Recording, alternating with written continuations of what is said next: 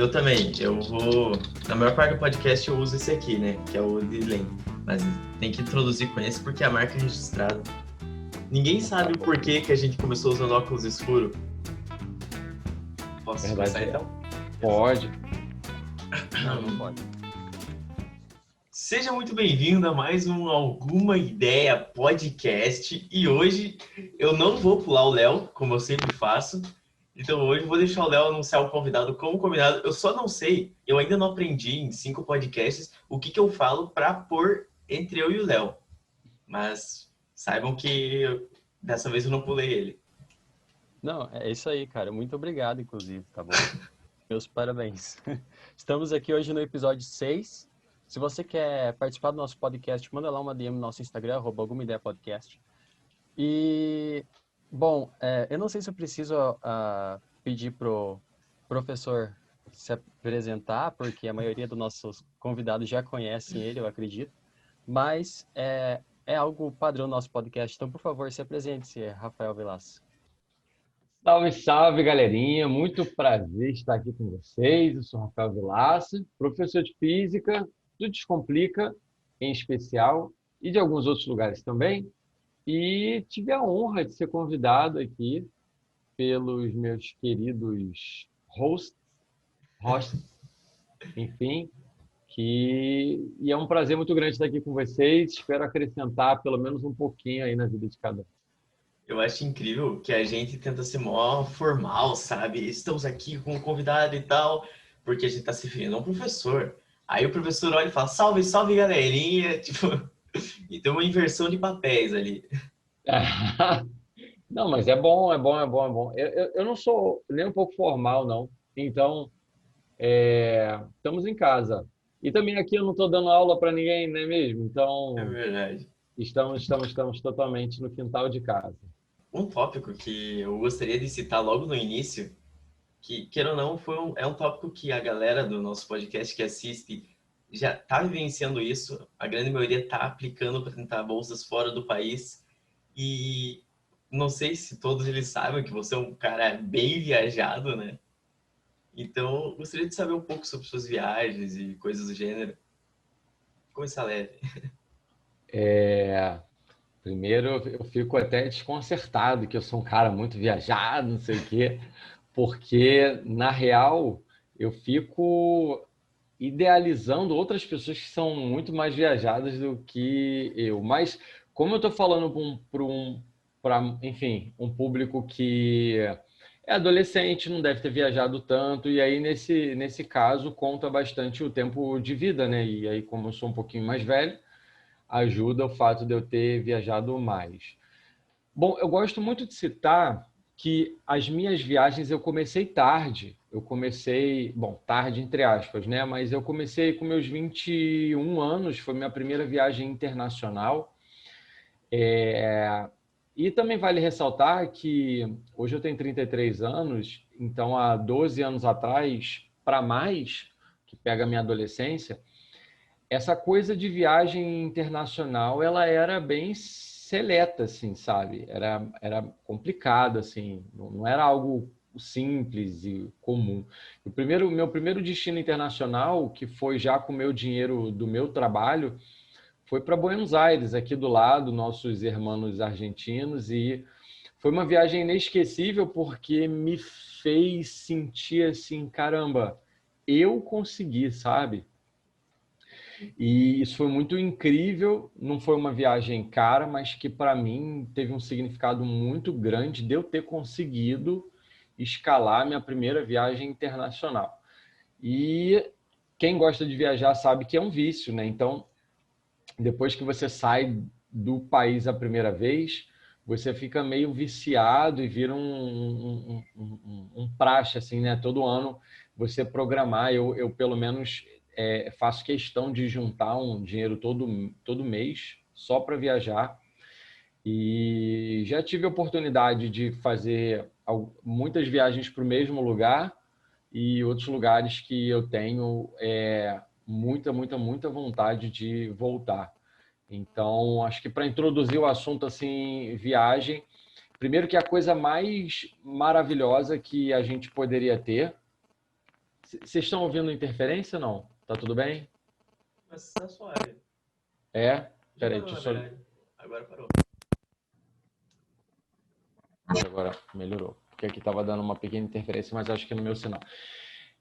Mas viajar é a coisa mais maravilhosa que a gente pode fazer, não só de lazer, mas como aprendizado, porque você vai para lugares diferentes, você conhece pessoas diferentes, culturas diferentes, te abre um horizonte assim absurdamente maravilhoso. E eu acho que é o bem mais precioso, eu pelo menos tenho para mim que é o bem mais precioso que eu posso querer conquistar ao longo da minha vida. Por quê? Por Caramba. experiências ou... Desculpa, Léo, te cortei. Não, eu sempre... A dúvida que eu tenho pro professor é que, dentro de todos esses países que você já visitou, essas cidades e tal, qual foi o que você... Alguma coisa que aconteceu com você na viagem e tal, que você não gostou e você daria essa dica pra galera? Um atendimento ou algo do tipo? Algum lugar específico? Isso, sim. Pode ser. Deixa eu ver. É porque eu acho que eu Acontecimento marcante, sabe? Aquela coisa louca que acontece do nada e você pensa, bah, hoje eu dou risada, mas na época... deixa eu ver. Porque eu acho assim, quando eu estou viajando, eu estou tão relax que nada me incomoda muito. Mas eu acho que o mais chato que já aconteceu foi quando eu estava viajando para Portugal. Isso foi no ano passado. Eu fui para Lisboa e o tempo de conexão era muito curto, né? Assim, eu tinha que chegar na verdade, chegava em Madrid e pegava o avião para Lisboa. E aí tinha um pouco mais de uma hora para fazer isso. E, bom, o voo saiu atrasado daqui. Quando o voo chegou em Madrid, eu já tinha perdido outro voo. E isso fez com que a gente tivesse que ficar na fila da Ibéria. Vou logo falar a companhia aérea. Eu acho que está dando interferência. Que droga. Espera aí, eu não sei por quê. Deixa eu fazer um teste aqui, coisa rápida, coisa rápida. Talvez seja o seu... Isso, boa, boa, Parou? boa. Parou. Cara, espero que não tenha nada da gravação, porque o meu celular, às vezes, ele tem dessas, né? Ele gosta, às vezes, de dar uma incomodada ali. Por que não estão Não, mexendo não, em não, mim? mas agora foi. Vamos ver. Se voltar, eu vou te avisar. Bom, cheguei em Madrid, perdi o voo, e bom, primeiro que 10 horas de viagem para Madrid, né? E você já chega cansado, tombado. E aí eu fui para a fila enfim, da companhia aérea da Ibéria, aí estava lotado, porque tinha mais de 200 pessoas no meu voo, e a maioria das pessoas perderam o voo porque eu saí muito atrasado daqui do Brasil, e aí eles começaram a distribuir senhas. E aí o que aconteceu? As senhas que eles estavam distribuindo não estavam chamando no visor. Eu descobri que eles estavam chamando todas as prioridades e depois as não prioridades. Mas eu comecei a perceber que algumas pessoas que estavam sendo convocadas não eram prioridade, mas estavam com senha de prioridade. E aí eu fui obrigado a tirar uma senha de prioridade para poder conseguir ser atendido.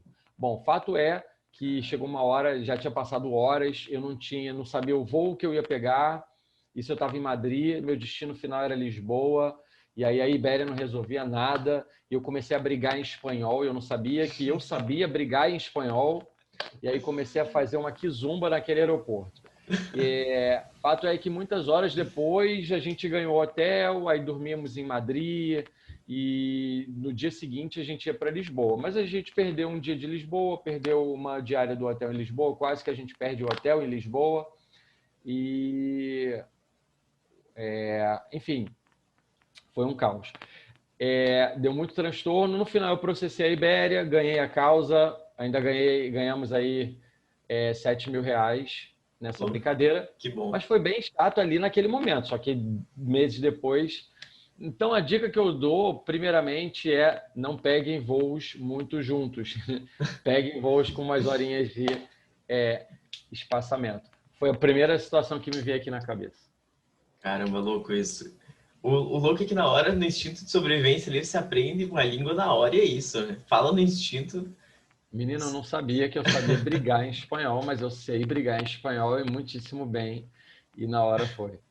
Mas eu acho que o legal é você viajar relax para você tem na verdade várias adversidades, né? Teve uma vez que eu estava em Londres e aí eu ia de Londres para Paris e aí chegamos assim, a gente não sabia isso de trem, não sabia que tinha que fazer chegar uma hora antes também, porque eu achei que por ser trem ia ser mais fácil. E aí acabou que a gente perdeu o trem, tivemos que gastar 100 libras para outro trem. Lembrando que a libra hoje está mais R$ 7. Então, no final, a gente perdeu uma grana. Mas, então, acho que os maiores perrengues foram coisas atreladas ao voo ou ao trem, alguma coisa que eu perdi, alguma coisa que, enfim, de deslocamento, assim, sabe? Coisa chata. Teve um outro episódio também que falando que eu lembrei, que também foi quando eu cheguei em Londres numa outra viagem, que a gente chegou, já era mais de meia-noite, não tinha um transporte público e a gente não tinha reservado um táxi, um nada. E aí foi um caos para Ah, poder sair do aeroporto, porque os aeroportos de Londres são muito longe da parte central da cidade. E aí a gente cortou um dobrado para de madrugada conseguir chegar no hotel. E aí o hotel era piquititinho, a gente chegou lá e ainda o hotel estava fechado, não tinha ninguém para atender a gente. cara, sabe que eu tive uma amiga que ela tava contando isso ontem. Ela passou um perrengue que eu acho que eu nunca fiquei tão abismado com o que aconteceu com ela. Ela tava indo para Los Angeles, aí ela chegou Ah, lá, ela não tinha nada, tipo, reservado, nem, como se diz, nem táxi, nem hotel, nada. Aí ela ligou pro pai, ela disse, pai, me salva, marca um hotel aí para mim, por favor. Aí o pai dela pegou um site e viu um hotel 5 estrelas com a diária US$ 20. E ele não achou suspeito e marcou. Beleza. Chegando lá, ela disse que ela entrou assim, a fachada do hotel era linda, sabe, de fora. Só que daí ela entrou, tipo, tinha buraco de bala, de tiro nas paredes. Tipo, alguns lugares não tinha porta. E ela disse que o hotel era uma fachada para uma boca. E aí, tipo, ela disse que ela ficou lá por meia hora ainda. Aí, aparentemente, não queriam deixar ela entrar. Na verdade, eu não sei ao certo os detalhes dessa história, mas eu sei que deu uma treta lá, que ela basicamente teve que ela fugiu do hotel. Né? Tipo, caraca. eu nem sabia. E louco é que tipo, é o tipo de coisa que você nunca vai esperar, sabe? Tipo, Los Angeles, É. sabe? Não, então, a primeira vez que eu fui para Paris com a minha prima, a gente ficou num Airbnb. Num B&B é esses que você aluga um quarto da casa de alguém, né? E era na periferia de Paris. E aí, todo dia que a gente chegava da rua, tava um cheiro de maconha sem fim na casa. E todo dia tinha gente diferente. Eu sei que demorou para cair a ficha, mas no final a gente descobriu que o cara era meio um traficante, assim, sabe? E além de traficar, ele fumava com a galera que chegava lá. É Então, o uma bom. situação super barra pesada, assim.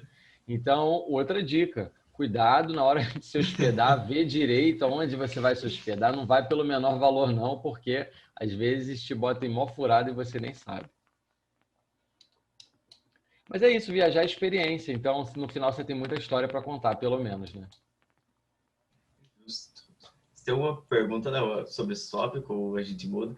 É que a verdade é que o nosso objetivo é tentar deixar fluido, mas às vezes a gente acaba pulando de assunto em assunto, sabe? Faz Fiquem à parte. vontade, que vocês lembrarem, tamo junto. Tem a pergunta da @bisque.dix, eu acho que é assim que se pronuncia, que é: o que fazer ao receber um comentário homofóbico? Vixe, É uma pergunta pesada. É Agora uma tamo, pergunta boa, eu diria. a muito gente tava boa. no assunto bem leve, agora É, é, cara, às vezes eu oscilo entre querer detonar a pessoa, né? Ou simplesmente bloquear. Então, às vezes eu não sei o que é melhor. Você não gastar da sua energia para rebater gente que não vale a pena, ou você tentar semear alguma coisa ali que vale a pena, entendeu? Então, eu acho que depende da pessoa, depende do que ela falou, né? Às vezes ela fez um comentário que não foi bom, tentar aqui pensar com uma mente otimista, né? Que não foi tão ruim assim, que você consiga, de repente, falar alguma coisa de bom ali naquela situação. Mas eu, geralmente, eu fico tomado de muito de ira, assim, sabe? Me dá uma certa revolta quando eu vejo algumas coisas acontecendo. Então, é bem complicado, é bem complicado. Primeiro sentimento que me vem é de rejeição, e aí ou eu vou bloquear a pessoa, o comentário, dependendo se foi na minha rede social, né? Ou se não foi, de repente eu ignoro ou faço algum comentário e saio, porque senão aquilo vai render uma discussão também que vai gastar uma energia absurda e às vezes não vale a pena, você não sabe quem é. Infelizmente, Pois é. muita gente se esconde atrás da internet, né, do anonimato da internet, para poder expressar a cultura de ódio. E aí, às vezes, a pessoa simplesmente não vale a pena. Mas, Pois, Vidaça, você já presenciou um comentário homofóbico dentro da sala de aula? Como professor? Já. Já? No começo desse ano, inclusive, eu estava numa turma e foi meu primeiro dia de aula na primeira série do ensino médio de uma instituição católica aqui no Rio de Janeiro, que inclusive eu pedi demissão no meio desse ano. Justamente por maus comportamentos que a escola simplesmente não fazia absolutamente nada para refutar. Aquele grupinho típico de meninos dentro de uma sala de aula, um zoando o outro, e não sei o quê, para de ser bicha, para de ser bicho, não sei o quê. E aí eles não me conheciam, né? E aí, olha essa. Enfim, o meu estereótipo, né? E de repente não associam por estereótipo, o que é um erro, né? E não deveria sim. ser. E aí eles brincando ali, pá, de repente um vira pro outro e fala isso, eu me irritei, eu falei assim, vem cá, eu sou bicha, vocês têm algum problema? E aí eles não sabiam onde se enfiar, né? E aí ficaram me olhando, não, professor, mil desculpa, não, imagina, professor, não sei o quê. Acho que eles queriam morrer naquele momento. Eu falei, pois é, se você tem algum problema contra bicha, você me fala que de repente eu coloco um processinho aí no seu pai. E aí a gente conversa melhor. E aí, pronto. Acabou a aula, eles vieram me procurar, pedindo mil desculpas e tal. Enfim, fazendo aquele mise-en-scène que a gente sabe muito bem como é que funciona, porque eles viram que fizeram uma bobagem, né? Mas foi um episódio, infelizmente não foi o único, né? Há muitos anos atrás, eu fui numa formatura também, distante do ensino médio, e aí os estudantes já estavam meio bêbados e tal. Eu não dava aula para todo o ensino médio, tinham pessoas de outras séries, e de repente eu vi um comentário de um que chegou para o outro, aquele dali é o Vilaça, ele é viado, não sei se você sabe. Então, é isso. Às vezes são comentários cheios de ódio gratuitamente, sem muito porquê, como a nossa sociedade infelizmente está cheia, né? Então é muito triste, já presenciei, já fui alvo mas infelizmente eles existem. Mas hoje, se eu passo por esse tipo de coisa, eu simplesmente ignoro porque não vale a pena, né? Ou se eu posso, eu faço minha incisão marcada, né? Eu pontuo alguma coisa, mas certo de que isso não vai tirar minha paz, entende? Sim, Sabe entendo. Olha que que ótimo, já está respondido o studies.m. Acho que é assim sabe que se que pronuncia. eu vi você falando sobre avaliar se vale a pena ou não você entrar em discussão ali no momento, né? Porque, por exemplo, eu vejo que há um tempo atrás, eu acho que eu devia estar no primeiro ano do ensino médio, e eu tinha um amigo e ele é homossexual, mas tipo, a gente sempre foi muito amigo, sabe? E até então, beleza. Eu não quero que pareça que seja aquele negócio do não, porque não é eu, porque eu tenho um amigo que é. Não é esse o Eu ponto, sei, só porque ele entendi. tá na história.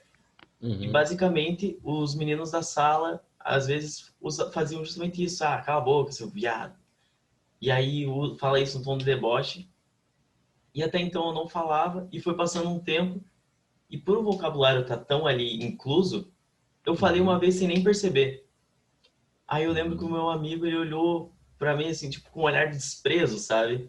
Aí eu pensei, ué, mas será que foi ofensivo? Será que foi, tipo, eu realmente não falei na maldade, sabe? Tipo, entre Uhum. ofender Uhum. e não ofender um amigo, a opção sempre vai ser não ofender, né? Aí eu fui Uhum. falar com ele e foi incrível a forma como muitas vezes eu toquei nisso na rodinha, sabe? Falei, pô, rapaziada, tipo, já falei com o meu amigo, não vou falar o nome dele, quase falei, mas não vou falar o nome dele, mas falei com o meu amigo e não é legal, sabe? O cara não entende legal. E foi uma, digamos que uma desconstrução, sabe? Aquela ofensa que era padrão ficou extinta na sala de aula. Então é justamente você ver se às vezes vale a pena. Tipo, eu era amigo do cara e eu ofendia ele sem querer, sabe? E é uma coisa assim que ainda bem que eu falei na frente dele uma vez, porque daí eu pude falar com ele e não fazer de novo, sabe? Tem uma coisa Mas que o é bullying... interessante. Desculpa, Léo, fala. Não, tudo bem. O bullying, ele é bem presente, assim, na nossa sociedade, principalmente dentro do colégio, né? Quando você tem um monte de adolescentes e tal. E às vezes você faz uma brincadeira que é com o seu próprio amigo, só que ele não dá risada junto contigo, né? Tem uma frase que é: dê risada comigo, não de mim. Então, é exatamente isso. Aliás, já fiz uma brincadeira com o Júlio e eu me lembro que ele não gostou na época. Que daí eu Oh, olhei pro Júlio e falei: ó, Júlio, como você cresceu, sabe? Ele eu, não gostou muito também. eu não Ele é lembro. baixinho. Eu sou baixinho, eu juro que É, eu ele é não lembro. baixinho. Eu Eu, lembro, eu, quem eu praticou, acho né? que tudo depende, sabe? Por exemplo, eu tenho um irmão que é gay. E aí é, a gente, e é normal, né? No meio gay, você tem amigos gays, e você, para brincar, né, se relaciona com outro no feminino. Então, é muito comum. Isso não significa que você se identifique com o gênero feminino, isso não significa que eu me veja, não. Eu me vejo como um homem gay e ele da mesma forma. Então, nós não somos transgêneros, é diferente, nós somos gays e ponto final. Mas é comum nos guetos, né, nos núcleos gays, determinados tipos de linguajar, que é o famoso pajubá. Então, os gays brincam com a linguagem pajubá, né? E tem muitos termos que são usados até mesmo de forma séria pela comunidade gay. Mas não é isso. A gente é, é comum a gente se tratar no feminino de brincadeira, né? É comum eu virar para ele e falar assim, por exemplo, ele esqueceu alguma coisa, eu falo, bicho, a senhora está muito esquecida, né? Presta atenção. Só que quando eu falo isso para ele, eu não falo com sentido pejorativo. Eu não estou chamando ele de bicha com sentido pejorativo, né? E ali a gente tem intimidade para brincar dessa forma. É diferente, não tem maldade na brincadeira. Mas é diferente colegas heterossexuais chamando, presta atenção, viado. Então, aí você já vê que o termo viado ele está no meio da brincadeira por uma herança pejorativa. Então, eu acho que tudo é como você usa, né? Assim como, por exemplo, o vocabulário racista. A pessoa que é preta se declarar preta, ou eu me referir a ela com um termo, né, preto, não sendo pejorativo, ótimo. Agora, infelizmente, o termo preto já foi muito utilizado da forma pejorativa. Então, eu acho que tem tudo isso, e às vezes é uma herança muito sutil que está presente na sociedade. Então, peraí, eu estou chamando meu amigo de viado com que sentido? Ainda que o sentido esteja ali muito sutil, né? Então, acho que cabe muito essa colocação. E para fechar isso que eu estou falando, eu muitas vezes estive presente, né, e todo mundo, assim, no meio dos professores que me conhecem, que todo mundo sabe que eu sou gay, que eu sou casado, e dois professores heterossexuais brincando um com o outro, presta atenção, viado, não sei o quê. Então, não é só no meio dos alunos, né? E eles ali, na minha presença, sabem e não se dão conta, né?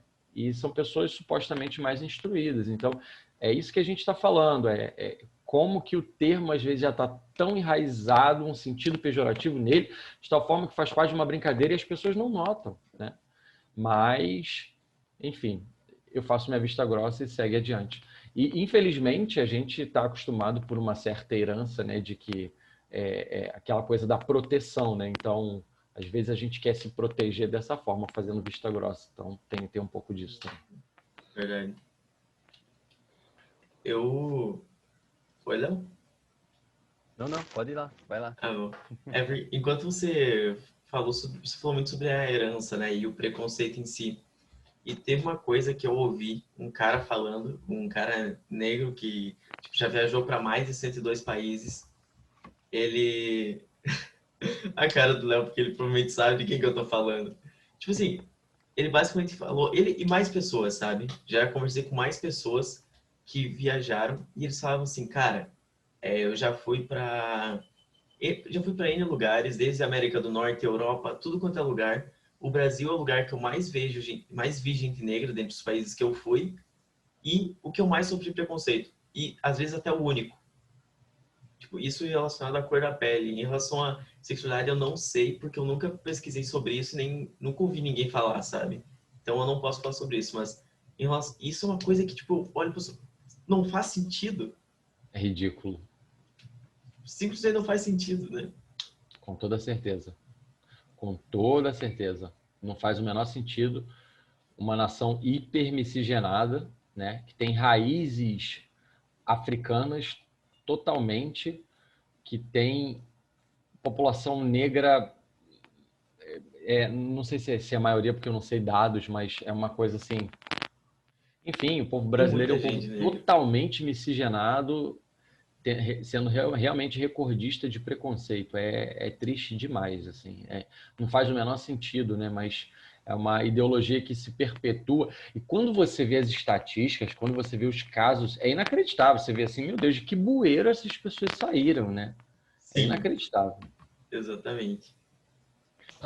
Vilas, você não sente que sobre o racismo, dependendo, por exemplo, comparando com os Estados Unidos, lá tiveram grandes protestos nos últimos dias, né? Nos últimos meses.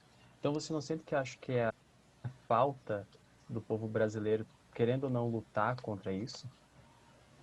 A falta do...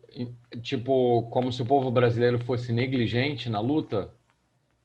Isso. Eu acho que o que eu quero dizer é, tipo, hesitar, sabe?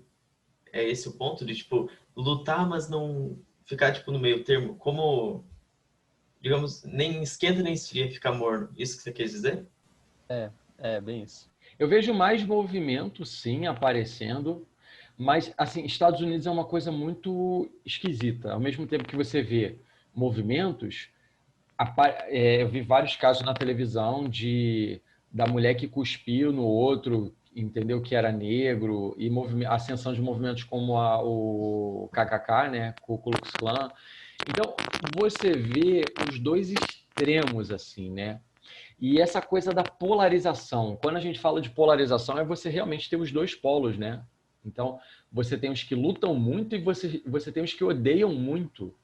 E isso é muito louco, porque você vê dois polos nítidos assim, e o polo do ódio numa expressão muito grande, né? Uma quantidade relevante, o que é absolutamente triste.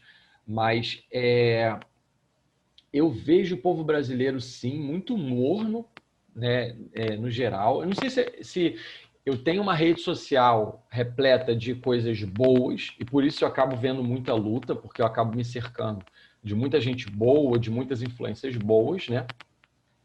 Mas é como, inclusive, aquele filme da Netflix, que eu não sei se já tiveram a oportunidade de ver, o Dilema das Redes, né? Você acaba vendo aquilo que você quer ver.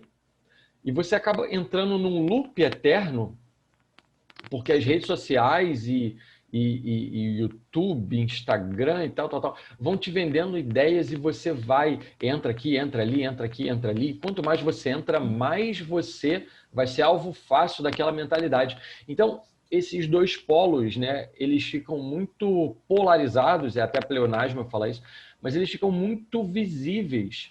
E parece que quanto mais você está num polo, mais você tende a ficar ali naquele núcleo e você não vê o outro polo. Porque a mídia te impõe justamente aquele polo que você está. É muito louco isso. E eu não sei se o momento político que a gente vive é muito delicado ao ponto de que o brasileiro está cansado, o brasileiro vê atrocidade todo dia. Todo dia. Todo dia a gente acorda, vê uma notícia política absurda. Todo dia o dólar sobe mais. Todo dia você vê. Não estou fazendo questão política aqui, muito embora eu acho que já esteja claro a minha posição política. Mas todo dia você vê uma atrocidade. E acho que o brasileiro também já está cansado de muita coisa. Eu, particularmente, estou cansado. Tem uma hora que eu falo assim, eu não quero mais ler a notícia, eu não quero mais ver o que está acontecendo. Porque é só absurdo e quanto mais eu vejo determinadas coisas, mais raiva me dá, né? Então chega um ponto que você fala assim, meu Deus, ou a minha saúde mental, ou a luta ferrenha, ensandecida. Mas, assim, tem coisas que não tem como, né? Então, racismo, homofobia, transfobia, não tem como ver e me calar. Então, eu tenho que expressar alguma coisa. Eu vejo assim.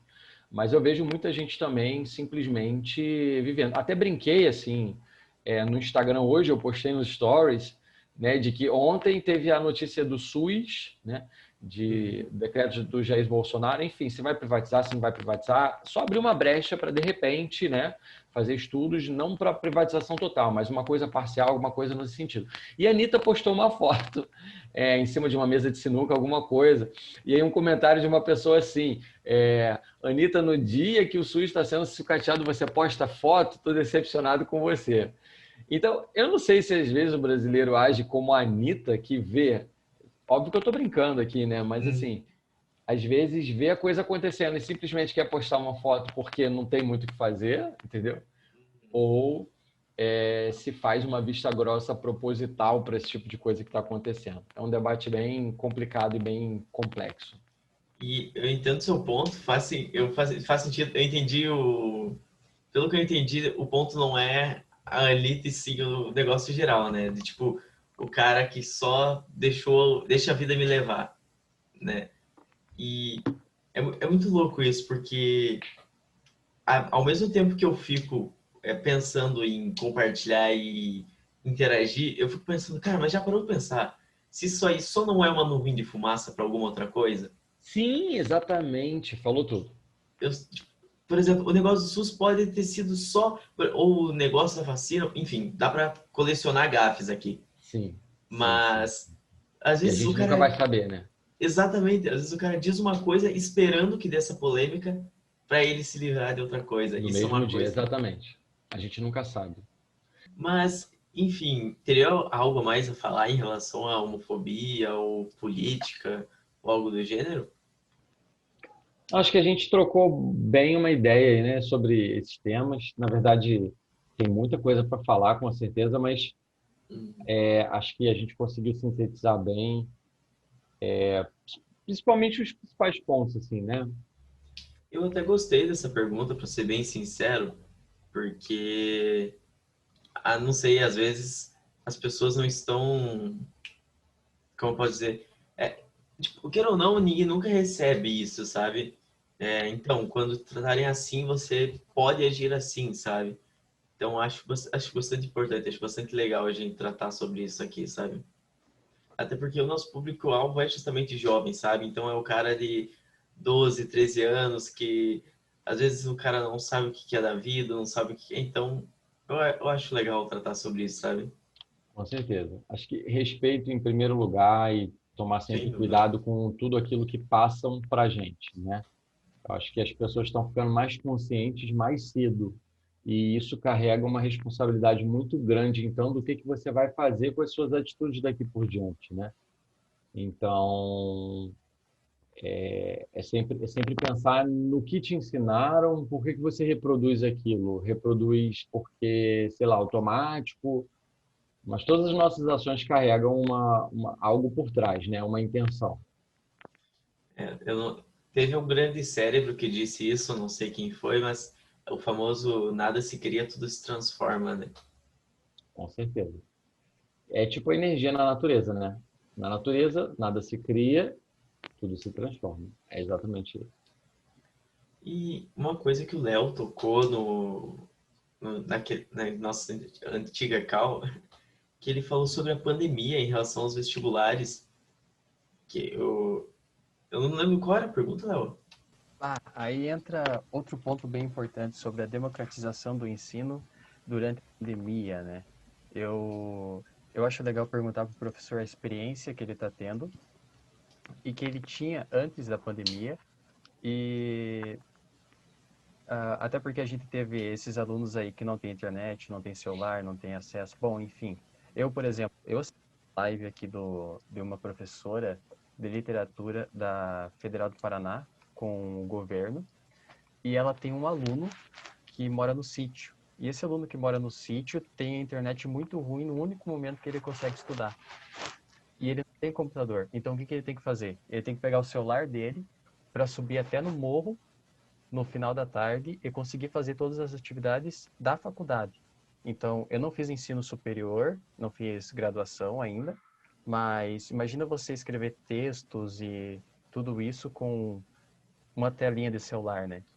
Então, isso não dá para se levar em consideração, por exemplo, os parágrafos ou a quantidade de linha que ele coloca. Ela posicionou bem isso. Eu gostaria de saber a opinião do Vilaça, também a experiência que ele está tendo durante esse período. Pode falar, eu só vou pedir educadamente pro meu cachorro parar de latir, mas à vontade, pode continuar que eu tô ouvindo. É curioso, assim, porque o Descomplica ganhou um prêmio esses dias de influenciadores do ano. E no discurso do Hansen, ele falou que é estranho ver as pessoas comentarem que o futuro da educação é online quando esse é o nosso presente. No sentido de que o Descomplica já faz isso já há uns bons 8, 9 anos, né? Trabalhar com educação online. Para a gente não foi nenhuma surpresa. A verdade é que, de todos os lugares, a gente teve que... No Descomplica, continuamos a fazer o que a gente já faz, só que de casa. E nos outros lugares, realmente, passou a ser do presencial para 100% online, né? O mundo não estava preparado para isso, com toda certeza, né? Ninguém estava preparado, ninguém imaginava, né? Eu lembro no começo da pandemia que eu estava na Europa, inclusive, estava em Paris, e eu falava assim, meu Deus, isso não vai chegar no Brasil, né? E aí, quando pintou o primeiro caso aqui, eu falei, putz, e aí eu pensei, não, se Deus quiser vai ficar só em 1 ou 2, e a gente está aí encabeçando o segundo lugar no mundo de número de mortes. Mas, voltando para a parte educacional online, ninguém estava preparado para isso, né? E é muito complicado que, por não estar preparado, a educação ela não é inclusiva, né? Assim, a sociedade ela é muito heterogênea e mesmo a pessoa que faz faculdade, ela não tem um bom acesso à internet, aí tem que ir para o alto da serra para conseguir pegar sinal. É muito doido isso. Eu não vejo políticas públicas para tentar incluir, salvo localmente, né? Então, alguns lugares respondem bem. Eu vejo a gente marginalizado enquanto governo federal. Eu não vejo um incentivo por parte do governo federal. Pelo contrário, eu vejo sempre o governo tentando rebater a críticas ou fazer ações pensando politicamente. Eu vejo a politização do ensino. Então, quando, na verdade, o ensino deveria ser democratizado, deveria ser socializado, no melhor sentido da palavra, eu vejo uma politização. Eu vejo a tentativa de levar para o lado político da coisa sempre. Quando a gente não está no momento para pensar só politicamente, a gente está no momento para pensar em democratizar o negócio, políticas públicas que levem celular, internet, né? Melhoria da concessão do sinal de internet para as operadoras, né? Ou tentar impor melhorias na manutenção, ou instalação de rede onde não se tem, por aí vai. Mas eu particularmente não vejo isso acontecer em massa, o que eu acho muito triste e totalmente excludente. Então, vejo muita gente que não... Vejo muitos governos locais tentando melhorar a vida da população, né? Eu vejo o governo federal tentando colocar, tentando dizer que faz, mas vejo o governo federal fazendo muito pouco. E vejo pessoas marginalizadas e a gente vê o eco muito grande das pessoas que não têm acesso à educação, né? E A verdade é que quem já estava no Descomplica continuou, porque de alguma forma já tinha acesso à internet, e quem tentou melhorar o acesso à internet, ou melhorar o cronograma, o horário, para tentar estudar mais de casa, teve êxito, mas também vi muitas famílias dentro de casa em mais horários, e aí às vezes o aluno tinha dificuldade de conciliar com horário de computador, de internet, com os pais. Então, eu acho que é um debate também muito complexo, né? Assim, foram várias nuances, mas no geral eu vi muita gente respondendo muito bem, né? Assim, muita gente já tinha acesso à internet, então meio que só continuou. Mas eu sinto muita falta de políticas públicas que sejam eficientes, né, de uma gestão que vá lá, pegue na mão da população, mas também via a ascensão de movimentos sociais tentando levar a inclusão. Inclusive, eu procurei alguns deles e perguntei como é que eu posso ajudar de alguma forma, né? Vocês estão precisando de alguma coisa e tal. Então, a sociedade não está pronta, mas foi forçado a tentar ficar pronto, ou tentar melhorar, enfim. Vi todas as esferas ao mesmo tempo, né? Foi tudo uma loucura e eu vi tudo acontecer ao mesmo tempo. Para alguns funcionou, para outros não funcionou e é isso. A O que Pô, vocês acham? a pergunta que eu sempre faço para mim é: será que vai ficar pronta, como você disse? A sociedade já não está pronta, mas no final da pandemia, será que ela vai se sentir um pouco pronta ou vai aumentar ainda mais a desigualdade social, entende? Porque tem alguns empresários, por exemplo, que eu não vou citar o nome aqui, mas que tem, ah, sei lá, aplicativos online, por exemplo, vamos usar um exemplo aqui, que dobraram o patrimônio, entende? Enquanto tem gente que deixou de estudar para começar a trabalhar, né? Então é algo que eu fico preocupado com isso. eu acabei formulando nessa pandemia a seguinte opinião. Infelizmente vai ter gente que... Isso é muito triste. É o tipo de coisa que você não tem como... Eu não tenho como, digamos que, sequer me ver no lugar de alguém assim, porque eu acabei não passando por isso, sabe? Eu tive muita sorte, eu diria, e consegui... Pô, a gente entrou em quarentena, eu comecei a trabalhar por opção, entende? Não fui obrigado a fazer isso. Então eu consigo conciliar os estudos. Mas o que eu vejo é que se eu, desde o, sei lá, primeiro ano do ensino médio, tivesse feito isso, teria sido algo positivo para mim. Só que não dá para ver o lado egoísta da coisa. Tipo, pô, se seria positivo para mim e para outros 30, foda-se a maioria. Então, tipo, eu acho que uma coisa que seria muito bom acho que para as escolas em geral, é que, por exemplo, eu quero ou não, lá na minha escola, eu acabo sendo um gasto. Porque tem a merenda que, às vezes, eu posso até deixar de comer, mas vai fora, porque eles têm que fazer o máximo que puder para tentar, pelo menos, suprir todos os alunos, né? Eles têm N gastos, luz, comida, folha.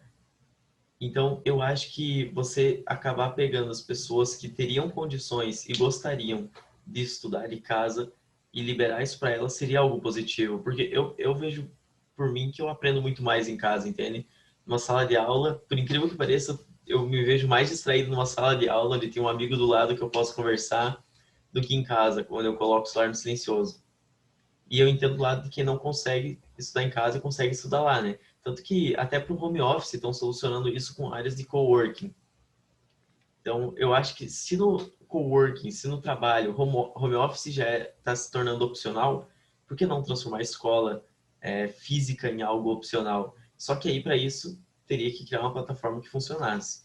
Porque o Google Classroom, unido ao Meet ou o Zoom, queira ou não, é um tapa-buraco, sabe? Eles olharam e falaram, meu Deus, o que está acontecendo? Acabou. Resolvemos o problema. Nossa, somos incríveis. Pois é, e aí tem um debate também que é o outro lado da moeda, né? Será que é isso? Porque o ser humano vai virar uma ilha se for assim, né? E a gente não é uma ilha. E tem a tal das soft skills que hoje em dia estão se falando muito, que são as habilidades, bom, se for traduzir soft skills, habilidades suaves, né? Digamos assim. São as habilidades que você não vai desenvolver no livro didático. São as habilidades cognitivo-comportamentais que você precisa de interação. Então, as empresas hoje, para contratar, elas não estão vendo só currículo de quem sabe mais ou menos. Vão ver coisas como facilidade de se expressar, empatia, simpatia, habilidade de resolver problemas, como lidar com o inesperado. Eu vi um estudo no LinkedIn que falava que as empresas estavam procurando especificamente pessoas criativas, porque eles acreditam que criatividade é igual a pensar fora da caixa, e pensar fora da caixa simboliza que você vê formas diferentes de resolver problemas. Isso é um soft skill, né? Que a escola acaba desenvolvendo. Exatamente. Então, não dá para a escola ser 100% digital, né? E aí, quando a gente fala do digital, o debate não é a escola virar totalmente digital ou não, mas tem coisas que podem ser totalmente digitais.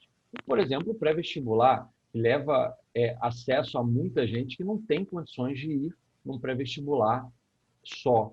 Então, quando a gente pensa na educação, é algo muito complexo. Não precisa ser 100% digital, também não precisa ser 100% presencial. Dá para fazer alguma coisa híbrida, dá para você ter a interação humana, porque senão a gente vai virar um bando de pessoas enclausuradas dentro de casa, sociopatas, que não conseguem desenvolver vínculos, quando na verdade não deveria ser. Agora, tem outro lado da moeda também, que a pandemia veio mostrar que muitas reuniões não precisavam ser presenciais, né?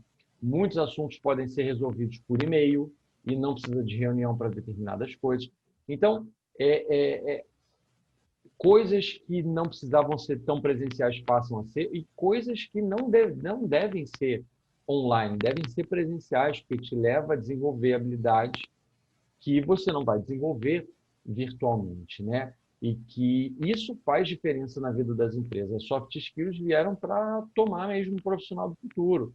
Então, tem até um TED, né? TED é aquela palestra curtinha, né, da empresa TED, de uma mulher que foi um grande nome, um grande expoente na LinkedIn. Eu acho que é Michelle Schneider, que ela fala sobre isso, né? O profissional do futuro é o nome dessa palestra dela. Link na descrição. Exatamente. Os meninos vão colocar aí. Que é muito legal essa palestra e mostra uma visão muito do futuro, e ela foi dada há anos atrás, e ela mostrou que o site que recebe maior visita nos Estados Unidos era um site de telemedicina, que hoje fez total sentido na pandemia e passou a ser regulamentado, né? Há pouco tempo atrás, há um ano atrás, jamais pensaria em regulamentar tão rápido uma telemedicina. E hoje, na verdade, aqui em casa todo mundo se consultou por telemedicina. Então, foi uma coisa que com certeza veio para ficar, estreitar, facilitar a vida das pessoas. Essa semana a gente teve consulta com uma médica lá de São Paulo, que há 2 anos atrás a gente foi consultar com ela presencialmente lá em São Paulo. Então, quer dizer, tiveram coisas que foram muito positivas, né? Então, não é para ser tudo virtual, mas tem coisas que eu posso me consultar com um médico que está fora do Brasil hoje virtualmente, porque hoje é permitido, entendeu? Então, tem umas coisas ótimas e tem umas coisas péssimas. Então, acho que é tudo você saber dosar e olhar para as vantagens desse lado, né?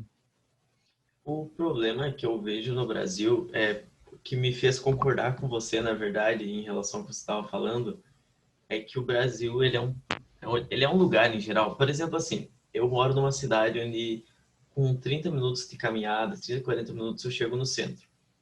E como eu gosto de caminhar, quando eu preciso ir para o centro, eu vou sozinho e vou a pé.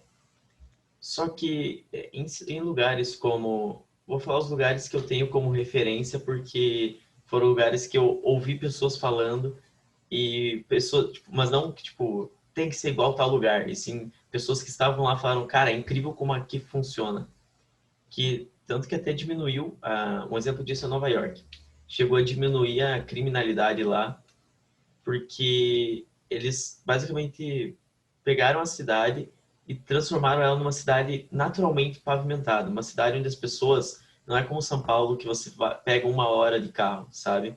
É uma cidade onde você consegue ir para os lugares caminhando. Isso acaba te fazendo socializar inconscientemente e também, às vezes, consentimento, quando você vê alguém e se aproxima daquela pessoa, sabe? Tipo, não sei, na verdade, como é que aqui no Brasil a gente não costuma fazer isso. Tipo, tô andando na rua, aquela pessoa me chamou a atenção, vou lá conversar com ela.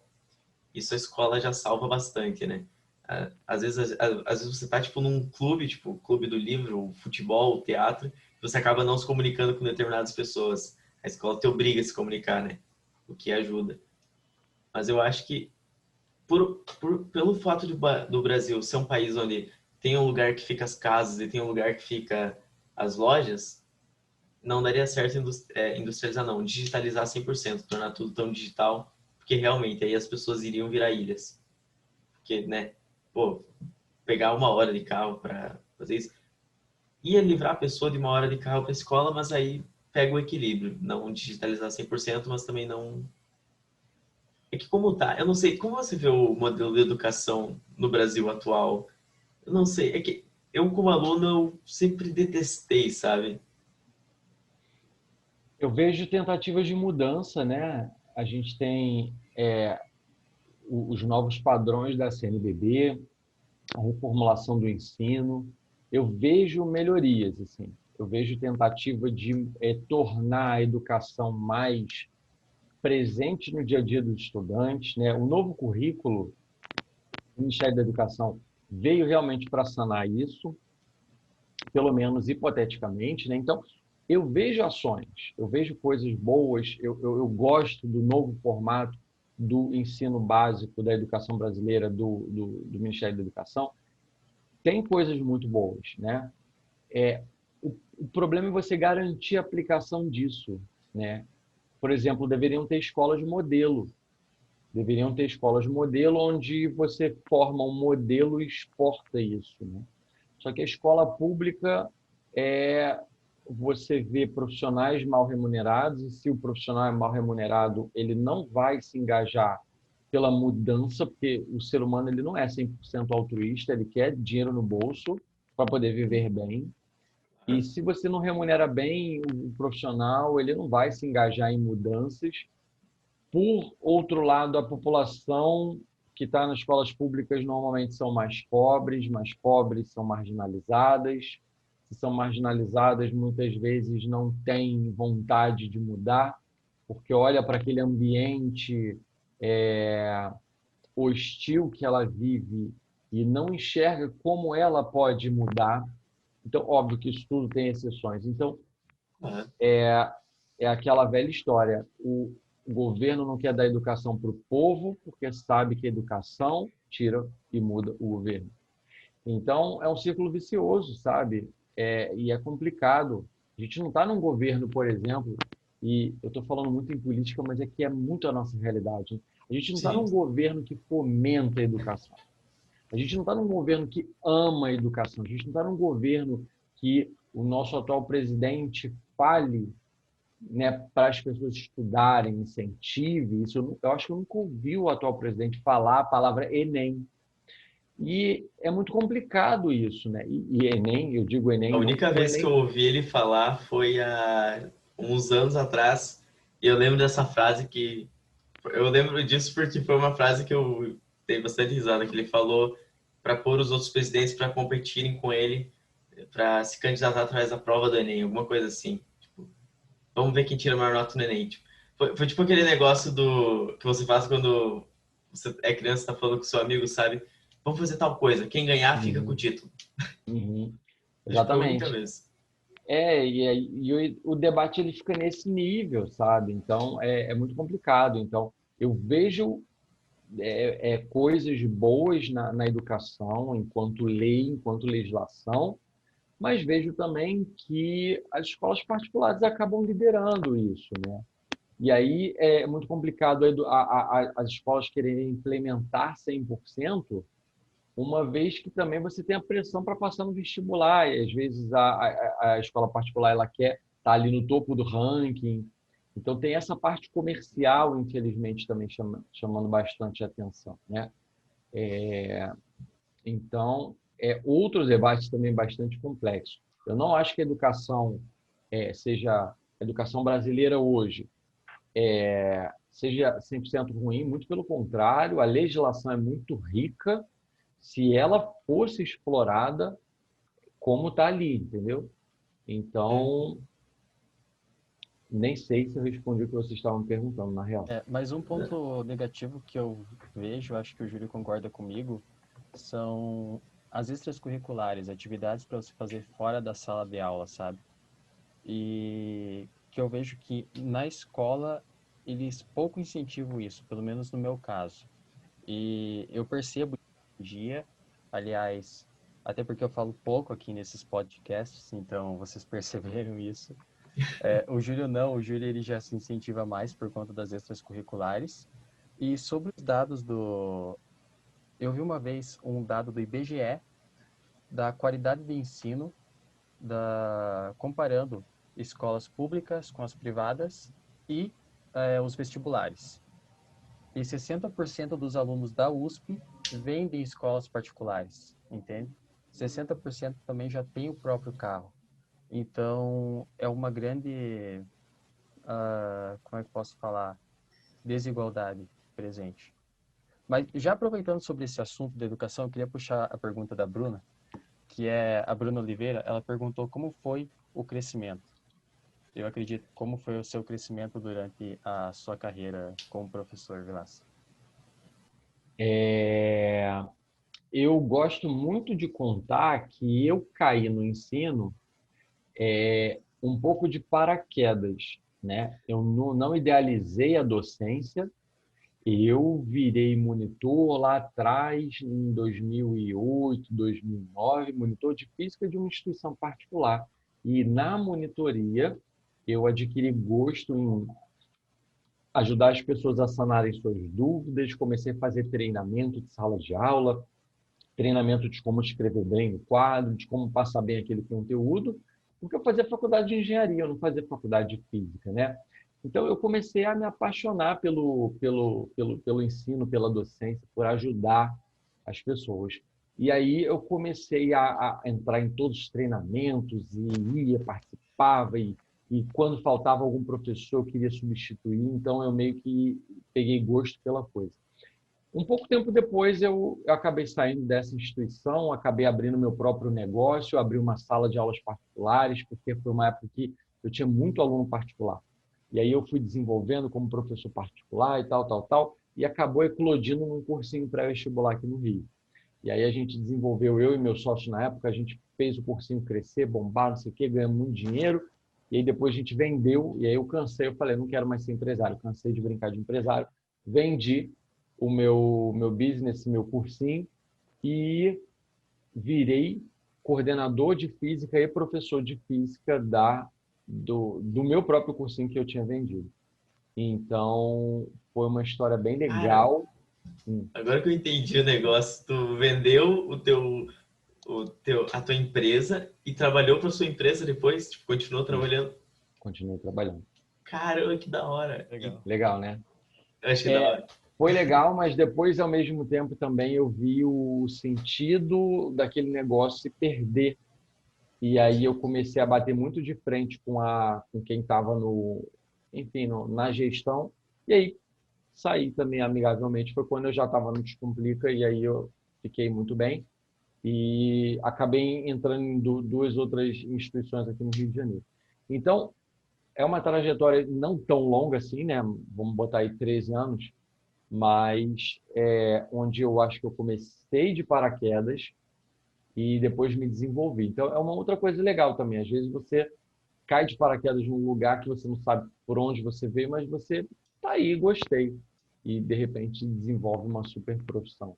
Então, na verdade, eu acho que muita gente dá certo assim, né, de paraquedas. Você não precisa idealizar, sonhar e tal. Às vezes você só vai e foi. Mas por conta de você cair de paraquedas, a sua família e conhecidos e tal te incentivaram a continuar? Ou Mais ou não? menos. Mais ou menos. Bem mais ou menos. Bem mais ou menos mesmo. Assim. Eu vi eu vi muita crítica no começo, muita mesmo. E eu vi muita crítica depois quando eu quis vender a empresa, né? E eu ouvi muita crítica em vários momentos. Na verdade, a crítica ela sempre aparece, né? Porque sempre tem gente para dizer o que você tem que fazer. mas nunca tem ninguém para pegar na sua mão, né? E te ajudar a fazer. Ou quando dá certo também o caminho que você escolheu e não que a pessoa mandou, né? É você que, na verdade, tem o ônus e o bônus das suas próprias escolhas. Eu gosto muito de dizer isso. Então, acho que se dane a opinião alheia, entendeu? Se é o seu sonho, se é o que você quer, acho que você tem que ir fundo, porque você vai ter o ônus e o bônus da sua escolha, né? Você vai carregar as coisas boas e as coisas ruins. E acho que tudo na vida é para aprendizado. As coisas ruins, elas vão servir para aprendizado, para maturidade e muitas outras coisas. Caramba, que bacana. Eu achei muito legal. E por que você decidiu deixar de ser empresário? Você simplesmente viu que não... Você preferia ser professor? O que Na aconteceu? verdade, Assim, eu vejo muita gente falando, né? Para ficar rico, você tem que empreender, como se todo mundo quisesse ficar rico. E eu achei muito legal a tua atitude de, tipo, porque assim, empreendedorismo é sem dúvida a profissão mais escalável, né?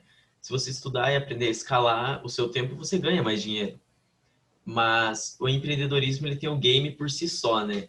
Que é o game de ver o que está dando certo no mercado, usar a melhor estratégia, chegar no cliente primeiro e, pum, lucrar mais que todo mundo. Óbvio, da forma mais generalizada possível, né? Eu tô falando aqui. E você foi um cara que disse que parou de empreender para, tipo, trabalhar na própria empresa fazendo o que ama. Eu achei isso muito foda, sério. Aí eu gostaria de saber, por que você tomou essa decisão? O que mais te incentivou a tomar essa decisão, sabe? na época, eu tive muitos atritos com meu outro sócio por discordar da gestão dele, né? Eu tinha um modelo um pouco mais, digamos, menos ousado de administrar as coisas. E, modéstia à parte, eu sempre fui elogiado pela minha forma de gerir, que sempre foi muito humana, né? Então, eu gosto de administrar, eu gosto de gerir, eu gosto dessa coisa de coordenar. Tanto que depois eu fiquei como coordenador lá dentro, e tanto que nos lugares que eu trabalho, normalmente eu sou cotado para cargos de coordenação. Então, é uma coisa que eu gosto, porque eu acho que eu tenho muita habilidade com os seres humanos. Porque eu sou uma pessoa muito humana, e para ter habilidade com as pessoas, eu acho que antes de tudo você tem que ser muito humano, né? Mas na época eu não concordava com o modelo dele e do meu sócio, e simplesmente eu achei melhor que eu saísse. Então, eu preferi sair porque eu precisava cuidar da minha vida, da minha cabeça, repensar uma série de coisas. Eu achei justo ali naquele momento eu parar de ter o meu próprio negócio para poder cuidar um pouco mais de mim, da minha vida, da minha saúde, da minha família. Na verdade, depois ele vendeu o curso para uma outra empresa que acabou virando uma grande escola que hoje tem no Rio de Janeiro. Que legal. Então, na verdade, não foi direto. Tipo, eu vendi e aí eu virei coordenador. Não, eu vendi, ele vendeu e depois nós dois fomos trabalhar lá dentro. Ele também vendeu e aí ele também foi trabalhar lá dentro e hoje ele também não está mais. Por outros atritos, enfim, outras questões. Mas eu acho o seguinte, essa cultura de tem que empreender, tem que ser dono do seu próprio negócio, eu acho muito legal, acho que te dá uma autoestima, te dá uma independência, né? Você não precisa trabalhar para o outro, você não precisa ser empregado de ninguém. Mas, ao mesmo tempo, depende, sabe? Porque eu acho que você simplesmente pode gostar de uma coisa que você faz e querer vender a sua força de trabalho para não ter determinadas dores de cabeça. Então, eu, por exemplo, já dando spoiler do que eu penso um pouco do ano que vem, eu quero muito continuar no Descomplica e acredito que vai dar tudo certo para isso. Quero sair de alguns lugares que eu estou para poder desenvolver um certo projeto que eu tenho de um cursinho virtual meu, assim, mas como se fosse presencial, só que online. Então, eu estou pensando em abrir uma sala virtual para o ano que vem. E em primeira mão aqui, saindo em primeira mão? Em primeira mão, em primeira mão, em Ô, primeira mão. louco, que honra! O berço do Então, negócio do Vilaça. não, né, nem comentei com ninguém. Então, mas acho que vai dar tudo certo, porque é algo simples, enfim, as pessoas abrem salinha, e foi um efeito colateral da pandemia. As pessoas abrem salinhas presenciais e hoje, na verdade, você não precisa eu quero ter aula com Vilaça de física. Ótimo, você não precisa necessariamente morar no Rio de Janeiro, você pode ter aula comigo, mas eu não quero fazer nada gravado, como se fosse uma aula particular, só que num grupo e tal, uma coisa mais seleta. Bom, isso é empreender, isso não me impede de vender a minha força de trabalho para o Descomplica, que é uma empresa que eu amo e quero continuar lá dentro. Então, eu acho que, na verdade, você pode também ser híbrido, você pode ter seu negócio, você pode empreender dentro de uma zona de conforto, porque quando a gente pensa em empreender, tem muito a falsa visão de que vou abrir uma grande empresa, vou ter grande responsabilidade, vou ter grandes dores de cabeça, e é isso aí. Eu, particularmente, não quero isso para minha vida. Definitivamente não quero. Então, eu acho que o empreender tem que se tomar muito cuidado, porque eu acho que é uma palavra muito, muito, muito da indústria meritocrática, sabe? De você, para ser uma grande pessoa, você precisa empreender para você ganhar muito dinheiro e ser independente, ninguém mandar em você, blá, blá, blá. Parece muito papo de coaching do século XXI, sabe? Que eu tenho um certo preconceito e aversão dessa figura. Da figura mal utilizada, claro. Porque tem Sim. os profissionais que são muito maravilhosos e é isso aí. Então, eu acho que a gente tem que tomar muito cuidado, sabe? Eu acho que você pode amar uma coisa e você pode não querer empreender e tá tudo certo, tá tudo bem. Eu costumo dizer, para fechar isso que eu estou falando, que quando eu era mais novo, eu tinha muito uma visão assim, eu queria largar tudo e viver sendo barman em bares na Europa, porque eu achava um estilo de vida super legal. E, na real, eu tenho amigos que fazem isso, eu já conheci pessoas que fazem isso e ganham seu bom salário mínimo e vivem muito bem para o padrão local ali da Europa. E tá tudo certo, entende? Uhum. E se o cara gosta do lifestyle e quer viver assim por alguns anos e depois mudar, eu acho que tá tudo bem. Eu acho que tem espaço para todo mundo, sabe? E a gente nunca pode se esquecer que as pessoas também que vendem a ideia de que empreender é muito maravilhoso, elas ganham muito dinheiro por trás dessa ideia. Elas não são pessoas 100% altruístas e querem te ensinar a ser uma pessoa maravilhosa porque elas são muito boas e é isso. Não, elas ganham dinheiro com essa ideia. E no final das contas, a gente é sempre produto de alguém. Então, escolha ser o produto de quem você quiser ser. E é isso. Eu acho que a gente tem que ser feliz, a gente tem que fazer aquilo que a gente gosta. Eu acho que a gente tem que buscar os nossos ideais, os nossos sonhos, sim, né? E se você quiser vender a sua força de trabalho, vende a sua força de trabalho. Se você quiser empreender, empreende, sim. Se você quiser ser youtuber, seja. Se você quiser ser tiktoker, seja. Eu acho que tem espaço para todo mundo e você tem que buscar o seu lugar ao sol. É onde mais você vai gostar de estar, sabe? Então, muito cuidado a gente tem que ter, né? Para esses pensamentos de se você não empreender, você não vai ser feliz, você não vai ser uma pessoa grande. Isso é tudo mentira, tem espaço para todo mundo. O importante é você fazer muito bem aquilo que você gosta, que você ama, e vai dar certo. Caramba, essa mensagem foi sensacional, porque olha, é exatamente isso, sabe? Essa legião de cursos online para você que te manda uma fórmula mágica. Tipo assim, tem coisas que fazem bem e ponto. Tipo, você fazer exercício físico, você dormir bem e técnicas para você de produtividade para você fazer isso, mas não significa que isso vai te deixar feliz, sabe? Eu tava conversando até com um cara que ele tava com depressão e a gente, tipo, e aí ele falou o seguinte, o padre Fábio de Mello acabou tendo depressão, o que é muito triste, mas, tipo, ele citou o seguinte, é uma prova de que, tipo, a vida, por mais que depende muito da sua crença. Eu acredito na minha religião, mas a vida vai além de exercício físico e alguma crença celestial. Esse era o ponto dele e que para mim até o momento faz sentido. Tipo, quando eu falo vida, eu tô falando aqui e agora, sabe? No estado que nós estamos na Terra, a vida vai muito além de ser alguém, se formar, ou como o teu amigo que é barman e vive feliz assim. Tipo, ele é muito mais feliz que muita gente, ponto. É, é. Assim, na verdade, eu não acho que seja uma coisa para a vida toda. De Sim. repente mas eu só não conheço gente que passa a vida toda assim. Mas, por exemplo, assim como comissário de bordo, né? Eu tenho amigos que se aposentaram como comissários de bordo, né?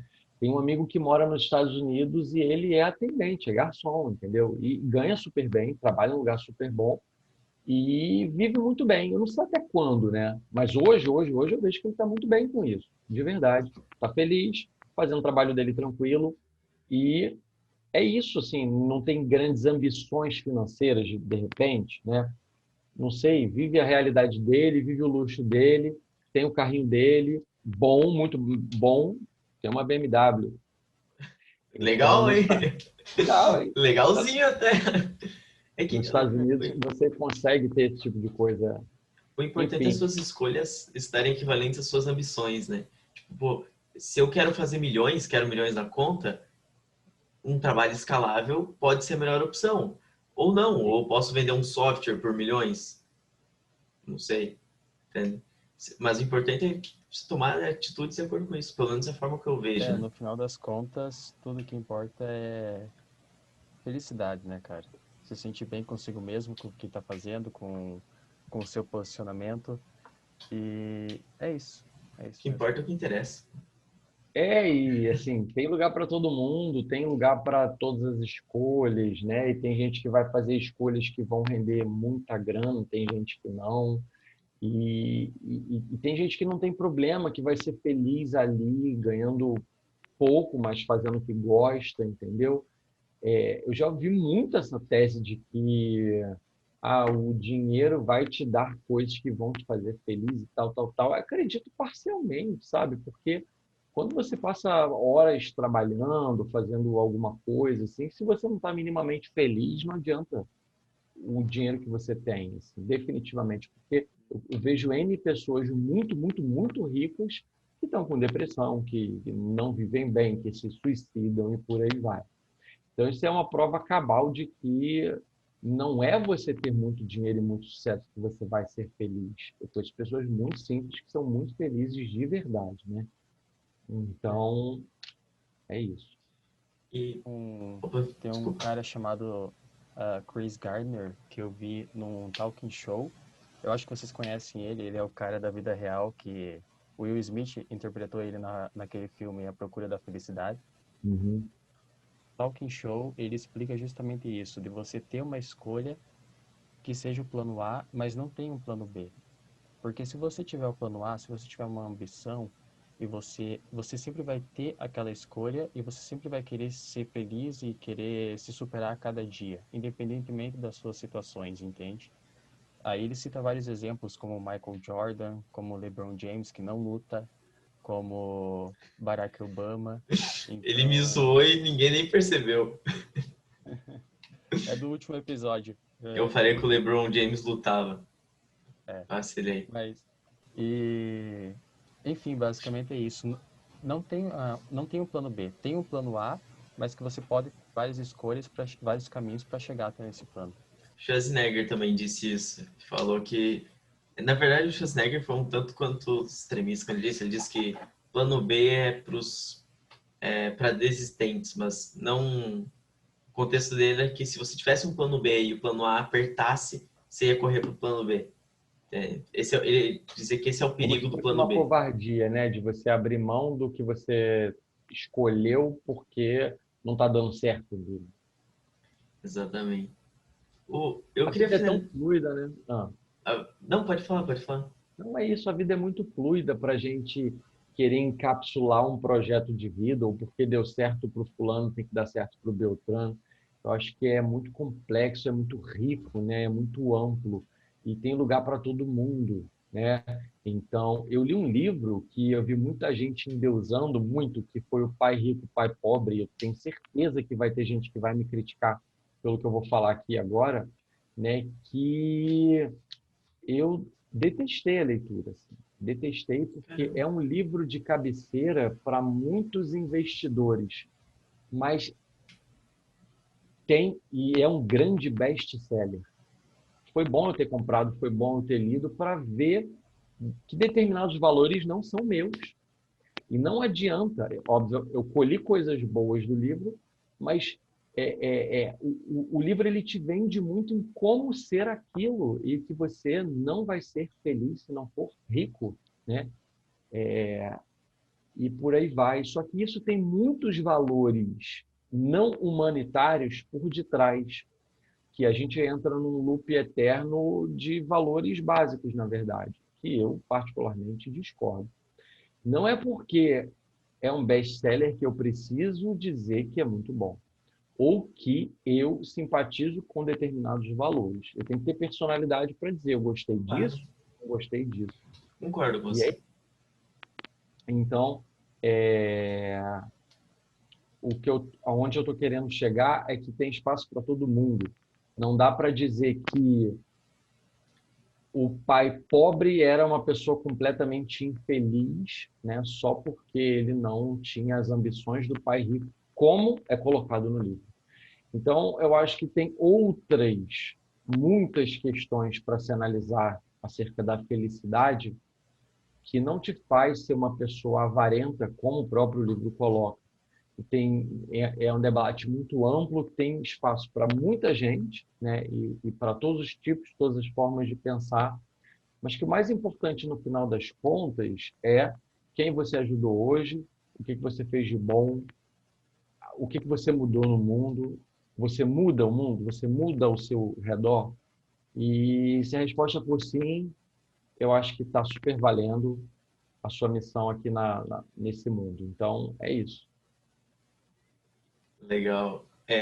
Eu falei com a Vicky agora, e aí ela pediu uma frase de impacto que você diria para, se você pudesse, assim, tipo, tocar uma frase assim que eu gosto de falar o seu eu do passado, porque eu acho que é a forma mais próxima que você teria para identificar o público-alvo, mas acho que no seu caso não vai precisar disso, porque a Vic pediu para alunos, tipo, algo que você, se você pudesse dizer, cara, é isso que um aluno tem que saber, um estudante tem que saber. Eu acho que eu fui um tanto quanto confuso na pergunta, mas tipo, uma frase de impacto que você diria que você acredita que os alunos têm que ter em mente, sabe? Algo que alguém que está ali no período estudantil deveria saber. É, eu acho que é muito o que eu acabei de falar aqui agora, assim. Eu acho que a gente tem que mudar o mundo mudando ao nosso redor. Eu acho que as nossas, eu acho que a nossa felicidade ela passa pelo evento de você no final ajudar as pessoas através da sua profissão, né? E aquilo não é ajudar de dar esmola, não, não só isso, né? Mas você fazer do mundo um lugar melhor para as pessoas que estão perto de você, para na sua profissão. Então, na hora de escolher a profissão, pensa no que você vai fazer, pensa no que fazer, no sentido de você gostar, de você se desenvolver, para que gostando você possa ajudar as pessoas, fazer melhor as pessoas, porque quando você faz o bem, você se sente muito bem. Eu acho que isso é um grande antídoto da depressão, que eu acho que é o mal do século. Até pela Organização Mundial da Saúde, o mal do século é a depressão. Então, um grande antídoto à depressão, eu acho que é você fazer coisas boas, fazer o bem. Se você vai ser médico, que seja um médico que ajude as pessoas, se você é professor, seja professor, ensine da melhor forma para ajudar as pessoas. Então, e ter esse retorno das pessoas é muito bom, muito satisfatório. É o que eu falo para mim em primeiro lugar, né? Então, tenha personalidade, tenha os seus valores, né? Não se importa com a opinião alheia, porque no final quem vai pagar as suas contas é você. Viva a sua vida, faça aquilo que você ama, seja quem você é, que se dane, que se foda mesmo a opinião das pessoas, e é isso. Então, acho que a opinião é a mensagem que eu deixo para as pessoas. Seja Caramba. sempre você mesmo, tenha seus valores, sua personalidade e tente fazer do mundo um lugar mais agradável para as pessoas que estão ao seu redor. Ótimo, ótimo. Grande encerramento. Perfeito. Quer finalizar então, Léo? Claro, cara. Claro. Pera aí, eu vou pôr o óculos. Ah, então também vou. Então também. Vou mudar. Justo. Justo. Posso ir? Tranquilo? À vontade. Beleza. Bom, é isso aí, galera. Eu espero que vocês tenham gostado desse episódio com o Rafael Vilaça. E não esqueçam de curtir aqui o nosso vídeo, se inscrever, compartilhar, ativar o sininho. Se vocês querem participar também do nosso podcast, fiquem sabendo que a gente vai acolher vocês de certa forma muito bem. Então, manda o seu DM lá no nosso Instagram, @algumaideia_podcast. E é isso, eu queria agradecer agora o Vilaça. Muito obrigado, Vilaça, por Obrigado aceitar a o nosso você. convite. Muito obrigado por vir aqui e confiar na gente, porque a gente chamou ele lá no Instagram e falou, por que não, né? Então, muito obrigado também pela sua Verdade. confiança e é isso. Obrigado a vocês pelo convite, um prazer todo meu, vocês são maravilhosos e espero que estejamos juntos aí, trocando várias ideias, com certeza daqui para frente, e vai dar tudo certo nos sonhos de vocês, eu tenho certeza. É isso. Muito obrigado, galera. Tchau, tchau.